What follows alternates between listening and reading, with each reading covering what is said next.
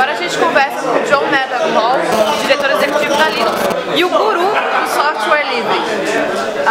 John, what did you mean by your speech? President, I told you so. What did you tell her?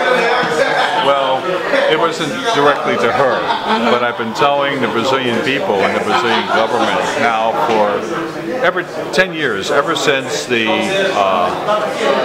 Patriot Act of 2001, which said, you know, we have the ability to disregard certain laws in the United States because of the Terrorism Act.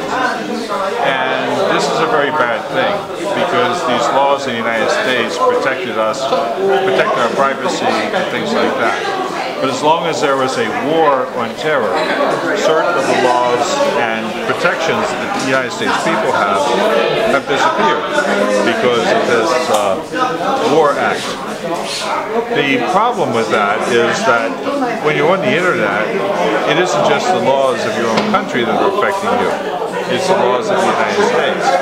And the United States can go and subpoena the information from Google or from other, companies that are headquartered in the United States because they are United States companies. They are staffed by United States citizens. They are under United States law.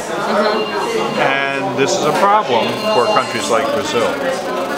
But even beyond the secrecy and privacy thing, I've been trying to convince Brazil that for something as important as computing, they need to have much more done inside of their country. They can't really be dependent upon countries like Taiwan or China or the United States.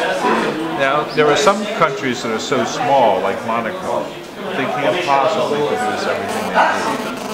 But for a country the size of Brazil, you really need to do that. And it's not just for political protection. It's also because you want to create jobs inside of Brazil with the expertise necessary. So let's say that somebody says, well, we'll teach our students how to design cell phones.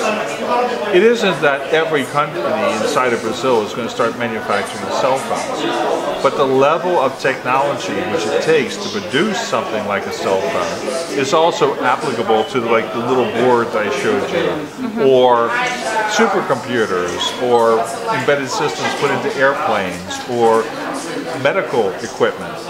And if you don't have that level of expertise, then the companies that make these types of things will not come to Brazil. Now, just for our closure here, really fast, this is the Latinoware's 10th year, and you've been coming all these years. How was for you to see its growth?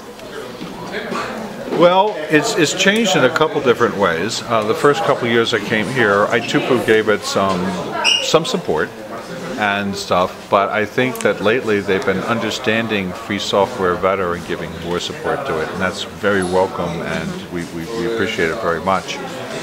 The second thing is there's a lot of, there's a lot more people in the exhibits area, so we're seeing a lot more people using free software, companies starting up with free software. That's good too. And finally, there's the number of people of coming. Each year it gets a larger number, and I see a lot of students, as I'm happy about that, but I would also like to see a lot of people who are actually currently in business here. I'd like to see maybe a business track explaining the value of free software to the businesses, to the government. And I give a talk of what is the value of free software to education, to business, and to government. Showing them why they should be using free software in these places instead of proprietary software. So I'd like to see that next year. Something to attract business people. Nice. It'll be nice. Okay. Thank you very much. You're welcome. Beleza.